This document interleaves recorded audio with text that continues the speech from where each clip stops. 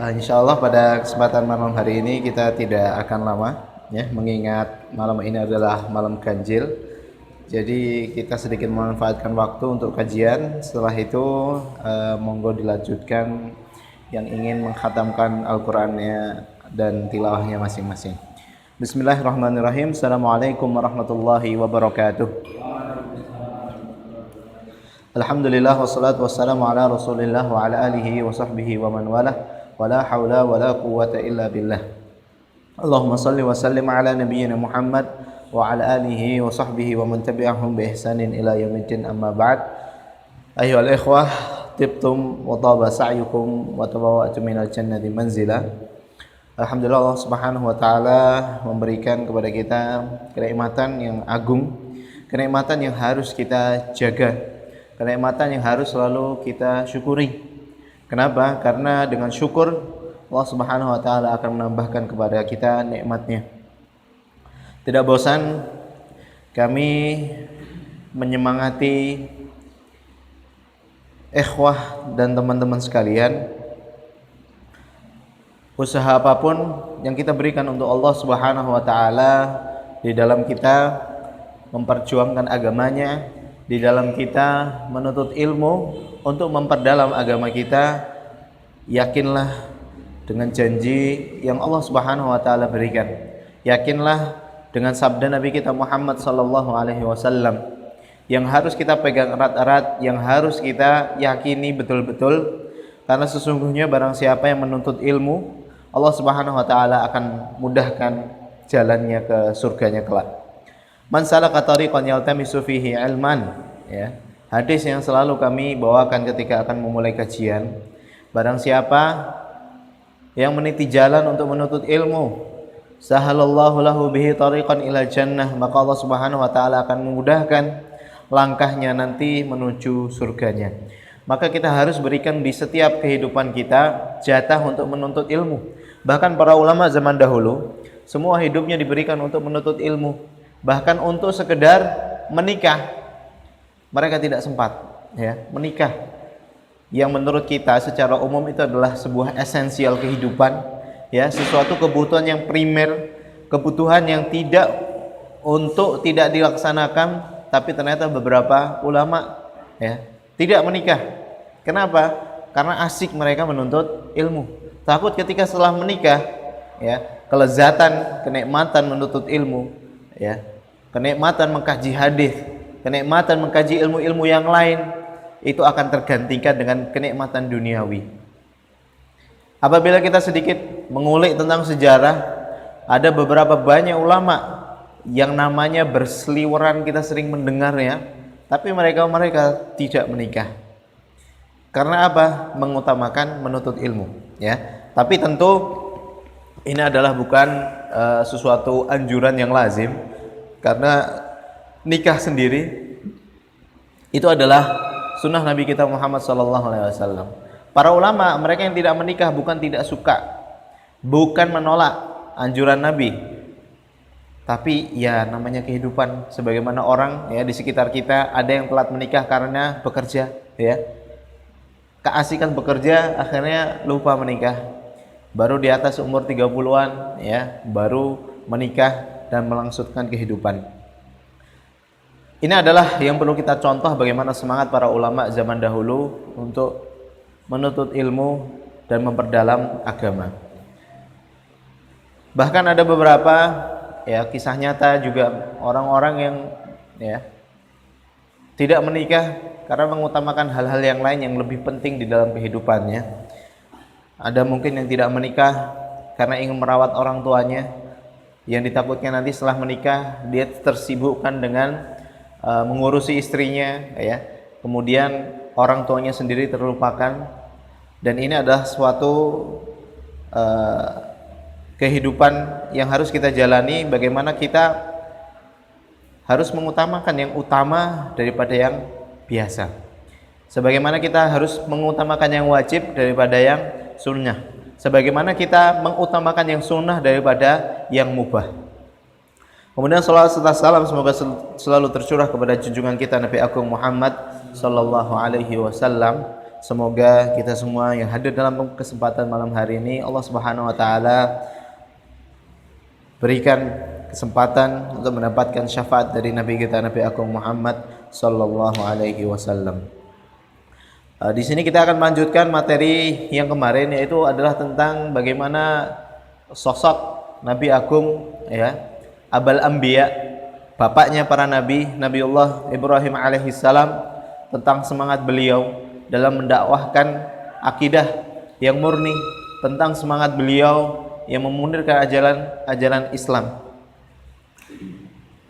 Kisah yang kemarin kita bawakan adalah bagaimana Nabiullah Ibrahim dengan kesabarannya, ya, menghadapi kekejaman Raja Namrud, bahkan beliau sampai dibakar. Dan ternyata ujian kehidupan Nabiullah Ibrahim tidak berhenti sampai di situ saja, ya. Kemarin kita sudah sampai bahwa beliau sudah tua renta, belum Allah Subhanahu wa taala karuniai anak, ya. Ada beberapa nabi yang sudah sepuh, ya, tapi tidak dikaruniai anak. Baru ketika sudah umurnya cukup tua baru Allah Subhanahu wa taala berikan anak.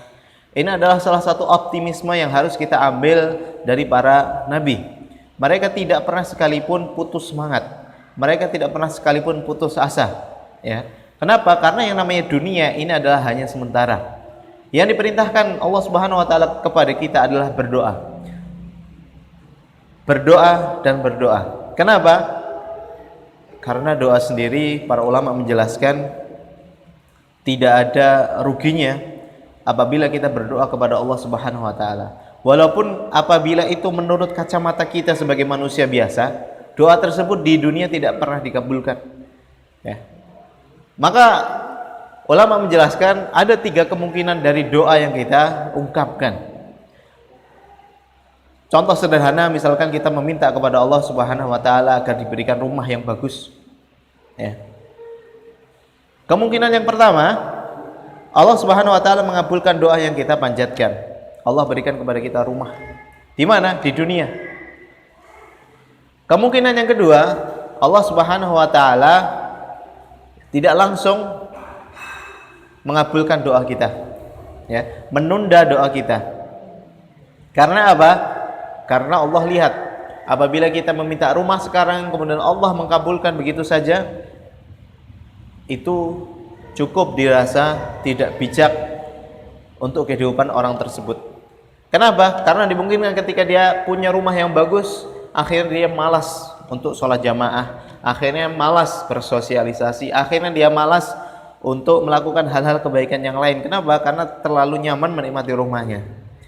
Atau di samping itu Allah Subhanahu wa taala tidak mengkabulkan permintaan hamba tersebut dengan memberikan rumah. Ya Allah, berikanlah saya rumah. Sama sekali tidak dikabulkan oleh Allah Subhanahu wa taala. Tapi Allah Subhanahu wa taala memberikan ganti yang lebih baik daripada hanya sekedar rumah. Allah Subhanahu wa taala tahu ketika kita meminta rumah, kemudian Allah kabulkan, kemudian kita tinggal di situ, ternyata dengan rumah yang seperti itu kita tidak bisa mendidik anak-anak kita. Anak-anak kita malah ternyata menjadi gali, ya, malah menjadi nakal semua, yang justru akan memberikan dampak negatif ke semua orang yang ada di lingkungan sekitar kita. Allah tahu, maka Allah kabulkan dengan yang lain. Kabulkan dengan apa? Contoh yang sederhana, Allah Subhanahu wa taala memberikan kita anak-anak yang soleh solihah, yang mandiri, ya, yang bisa mencukupi kehidupan sendiri masing-masing, dan ternyata di masa depan anak-anak tersebut menjadi orang-orang sukses. Kenapa? Karena sejak kecil dididik oleh orang tuanya yang tidak punya rumah untuk hidup dalam kesederhanaan, untuk mensyukuri segala nikmat yang telah diberikan. Dari hal tersebut anak terbimbing, ya, kepribadiannya menjadi kepribadian yang sangat hikmah dalam menjalani segala kehidupan dengan cobaan yang Allah Subhanahu wa taala berikan. Ini adalah salah satu contoh bagaimana Allah tidak mengabulkan pada saat itu juga, atau Allah mengabulkan di lain waktu dengan menggantikan yang lebih baik. Dan kemungkinan yang ketiga, Allah Subhanahu wa taala tidak mengabulkan permintaan kita di dunia. Allah kabulkan permintaan yang kita panjatkan kepadanya di akhirat. Ya Allah, berikanlah hambamu ini rumah.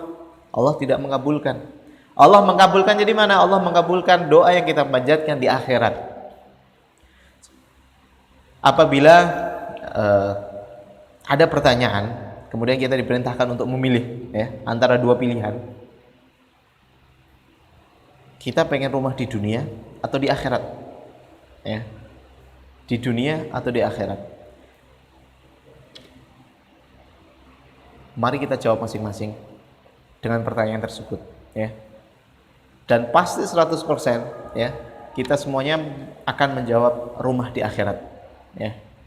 Maka apabila ada doa yang kita panjatkan kepada Allah Subhanahu wa taala dan sampai sekarang belum pernah terkabul sedikit pun, ya, nyerempet wae ora, itu adalah bukan sesuatu hal yang perlu kita khawatirkan. Kenapa? Karena yang diminta oleh Allah Subhanahu wa taala berdoa, berdoa dan berdoa. Kenapa? Karena ketika kita berdoa kepada Allah Subhanahu wa taala, itu adalah salah satu bukti bahwa kita hamba yang butuh kepadanya. Itu adalah salah satu kita hamba yang percaya kepada Allah Subhanahu wa taala. Setiap ada keluh kesah kita sampaikan kepadanya, bukan kepada yang lain.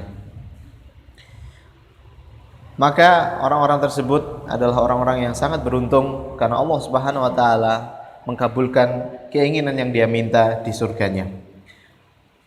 Ini adalah suri tauladan dari para nabi kita, ya, ridwanullah alaihim, bagaimana tidak pernah berputus asa dengan doa-doa yang mereka panjatkan kepada Allah Subhanahu wa taala. Termasuk juga Nabiullah Ibrahim, ya. Nabiullah Ibrahim dikaruniai anak baru ketika umurnya sudah cukup tua. Dikaruniai anak bahkan dari istri yang kedua. Baru ketika Allah Subhanahu wa taala beri anak, apa yang diperintahkan oleh Allah Subhanahu wa taala? Allah memerintahkan Nabi Ibrahim untuk berhijrah dari Palestina menuju ke Makkah. Makkah pada saat itu bukanlah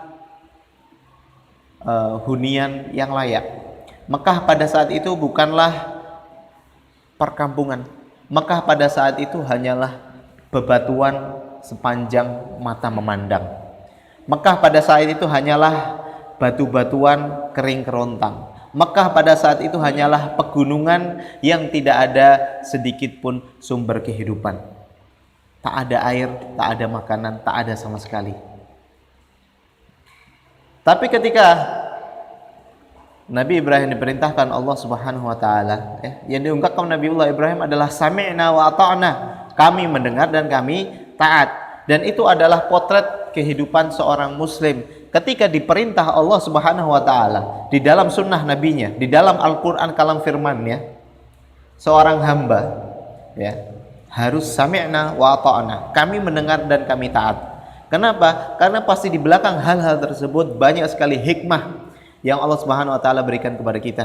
Kita sebagai hamba memandang tidak nampak dan tidak tahu. Kenapa? Karena Allah memandang menggunakan mata ilahi. Allah memandang ke depannya. Allah memandang dengan sesuatu yang tidak bisa kita lihat begitu saja. Sering kita mendapati dalam kehidupan kita masing-masing banyak sekali perintah Allah Subhanahu wa taala yang kita laksanakan, ya. Padahal di awal mula kita melaksanakan mungkin terasa sedikit berat. Kita lakukan cek rotok engko-engko, kita lakukan cek rotok ogah-ogahan. Tapi setelah kita laksanakan, ada banyak sekali kesempatan-kesempatan kebaikan yang menghampiri kita. Dan ini berlaku kepada setiap kebaikan yang Allah Subhanahu wa taala perintahkan kepada kita. Sami'na wa ata'na, kami mendengar dan kami taat.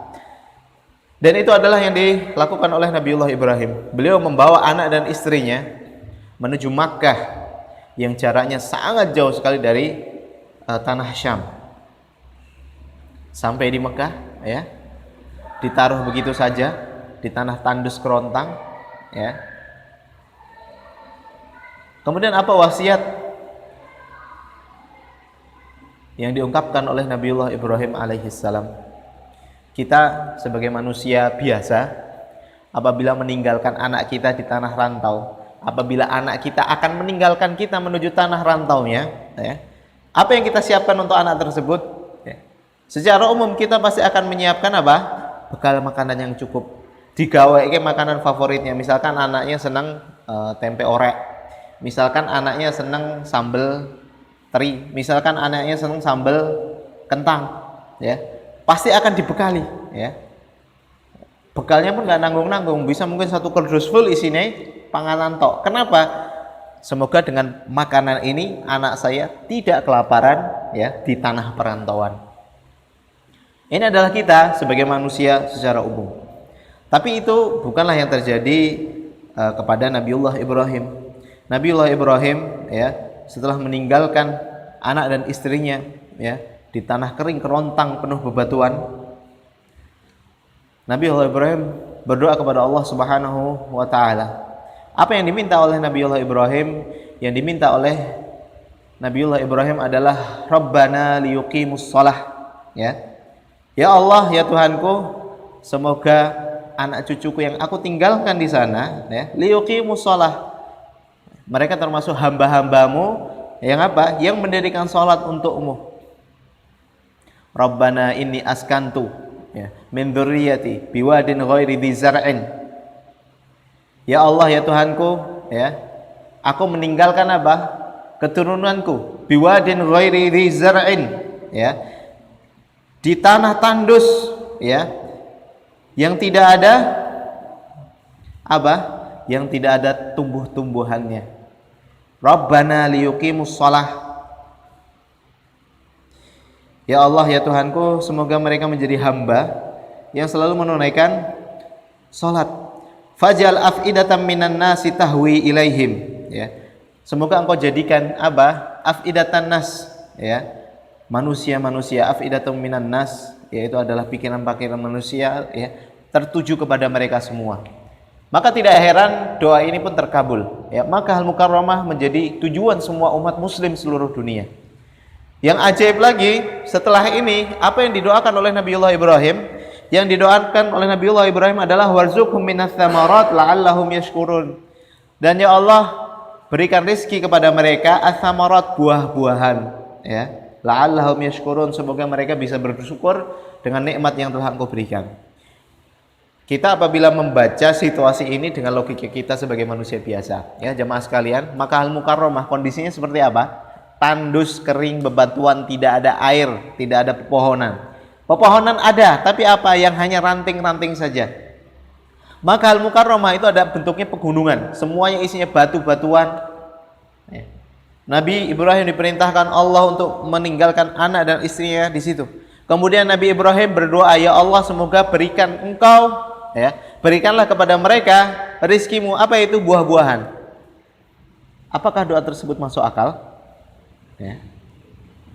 Apakah doa tersebut ya, apabila kita lihat dengan kacamata kita logika manusia biasa, apakah masuk di nalar? Tentu tidak. Bagaimana di tanah kering kok bisa tumbuh buah-buahan? Tapi ternyata jamaah sekalian ya, kita sekarang mendapati di tanah suci Makkah Al-Mukarramah banyak sekali buah-buahan ya, banyak sekali sayuran, padahal tanahnya kering. Tapi kenapa bisa begitu makmur? Dan ini adalah salah satu keberkahan doa Nabi Ibrahim alaihi salam ya. Bahkan sayuran di sana ya, bapak-bapak sekalian ya, harganya ini kayak ngapunten, kalau kita dibandingkan ya dengan Indonesia yang tanahnya begitu subur ya, bahkan hanya nancepkan apa? Singkong iso tukul ya. Harga sayuran, harga buah-buahan di Arab Saudi itu jauh lebih murah daripada harga sayuran dan buah-buahan yang ada di Indonesia. Ya. Saya pertama kali ketika nyampe di sana, kemudian ya sebagai mahasiswa secara umum ya pasti pengen masak dewe. Mampir saya ke pasar, ya, beli bawang, ya, beli tomat, beli timun, beli sawi, sana sawi ada, bawang ada, timun ada. Terong banyak, harganya Masya Allah ya, murah sekali, jauh lebih murah daripada di Indonesia ya. Sesuatu yang benar-benar tidak masuk akal. Bagaimana tanah kering, sayurnya dan buahnya lebih murah daripada tanah yang ada di sini ya. Padahal di sini nandur dhewe opo wae iso, tapi kenapa bisa lebih mahal? Maka di sini yang kita pakai adalah logika Allah Subhanahu wa taala. Logika langit tidak akan pernah bohong. Ya. Maka sekali lagi ketika Allah memerintahkan kepada kita sesuatu, jangan pakai akal. Jangan pakai dengan logika. Kenapa? Karena semuanya ya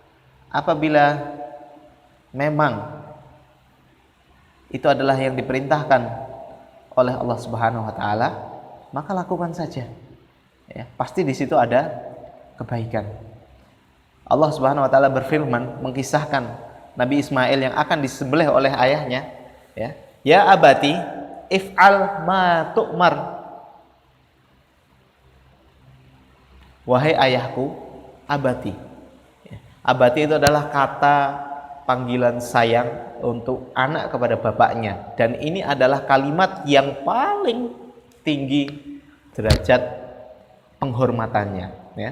Kita tahu semua dalam bahasa Arab, ayah itu dipanggil abi. Ya. Ya abi, wahai ayahku. Ketika akan menghormati ayahnya dengan penghormatan yang lebih, kalimatnya berubah, bukan abi. Tapi apa? Ya abati. Ya. Wahai ayahku, ya. Kalau di dalam bahasa Jawa, nopo Pak biasanya? Manggil bapak misalkan sing biasa Pak, ya. Yang menghormati Romo, ya. Romo, ya. Penghormatannya lebih next level, ya. Padahal pada saat itu Nabi Ismail akan disembelih, tapi karena sayang, ya, karena ketaatan, Nabi Ismail tetap berlemah lembut kepada ayahnya. Ya abati if'al ma tu'mar, wahai ayahku, lakukanlah sebagaimana yang telah diperintahkan Allah kepadamu. Satajiduni insyaallahu minas sabirin. Ya, insyaallah saya sabar kok, Pak. Ya, saya ikhlas mboten napa-napa. Perintahe Gusti Allah, aku nurut wae lah. Poin di sini adalah yang perlu diperhatikan oleh bapak-bapak sekalian, ya. Apa itu?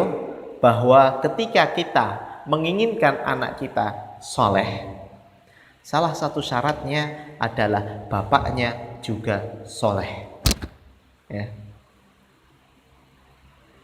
Sebagaimana yang diceritakan juga di dalam surat Al-Kahfi, bagaimana pada saat itu ada seorang anak, ya, ayat Kahfi ayat-ayat terakhir, ya.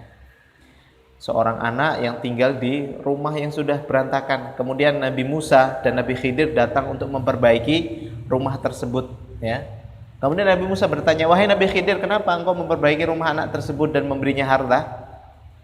Jawaban Nabi Khidir apa? Sesungguhnya Allah mengkabarkan kepadaku bahwa pada saat dahulu kala anak-anak ini orang tuanya soleh dan solehah. Maka apabila kita sebagai ayah, mas-mas kalian, insya Allah nanti juga punya anak, ya, ingin menyelamatkan anak-anak kita, salah satu caranya adalah kita, ya, memperkuat takwa kita kepada Allah Subhanahu wa taala. Karena ketakwaan kita akan menyelamatkan anak keturunan kita nanti, ya. Bahkan mungkin kebaikan yang pada saat ini kita rasakan itu adalah hasil dahulu kala orang tua kita mendoakan kita selagi mereka masih hidup. Baru didapatkan kapan? Berpuluh-puluh tahun setelah mereka meninggal, ya. Kita tidak bisa mengawasi anak kita 24 jam. Kita tidak bisa menemani anak kita setiap saat. Tapi kita bisa menemani mereka dengan amalan-amalan kebaikan kita, ya. Dengan doa-doa yang kita ungkapkan kepada Allah Subhanahu wa taala. Karena anak juga pasti akan mengikuti jejak orang tuanya. Wong tuane kaya ngopo? Biasanya anak 80% akan mengikuti jalur kehidupan orang tuanya dahulu. Maka salah satu cara kita mengubah masa depan adalah mengubah diri kita untuk menjadi yang lebih baik. Agar apa? Anak-anak kita yang masih hidup itu melihat kita, wah bapakku ndek ini rajin nang masjid, bapakku rajin sholat, bapakku rajin sedekah, bapakku rajin membantu orang lain, bapakku rajin melakukan kebaikan-kebaikan, bapakku selalu ramah, bapakku selalu berbuat baik. Hal itu akan menjadi inspirasi, ya, di anak-anak kita untuk meniru kebaikan kita masing-masing, ya. Itu adalah salah satu yang dicontohkan oleh Nabi Ibrahim dalam mendidik anak-anaknya. Salah satunya adalah menjadi pribadi yang soleh, solehah, agar anak-anak yang kita tinggalkan nanti mengikuti jejak kita, mengambil kebaikan dari kita. Cukup sekian yang kami sampaikan cerita tentang Nabiullah Ibrahim, ya, suri tauladan yang beliau contohkan kepada kita dari segala aspek kehidupan. bisa kita dapatkan, bisa kita ambil manfaatnya. Salah satunya itu tadi yang paling penting, bahwa anak-anak adalah investasi akhirat kita. Maka apabila kita akan menginvestasikan harta kita, ya, salah satunya adalah menempatkannya di tempat yang terbaik. Dan tempat terbaik salah satunya adalah bagaimana seorang orang tua menempatkan dirinya menjadi pribadi yang pantas untuk dicontoh untuk anak-anaknya. Dan semoga dengan hal tersebut menjadikan anak adalah aset ibadah, aset pahala sepeninggal kita bertemu Allah Subhanahu wa taala. Sebelum kita tutup, ada pertanyaan? Ya, teman-teman. Ya, alhamdulillah, biar cepat selesai. Monggo silahkan dilanjutkan qiraahnya, tilawahnya, ngajinya, tadarusnya, karena ini adalah malam ganjil. Semoga Allah Subhanahu wa taala memberikan taufik kepada kita untuk bertemu dengan Lailatul Qadar. Kita tutup dengan doa kafaratul majelis. Subhanakallahumma wa bihamdika asyhadu an la ilaha illa anta astaghfiruka wa atubu ilaik. Wassalamualaikum warahmatullahi wabarakatuh.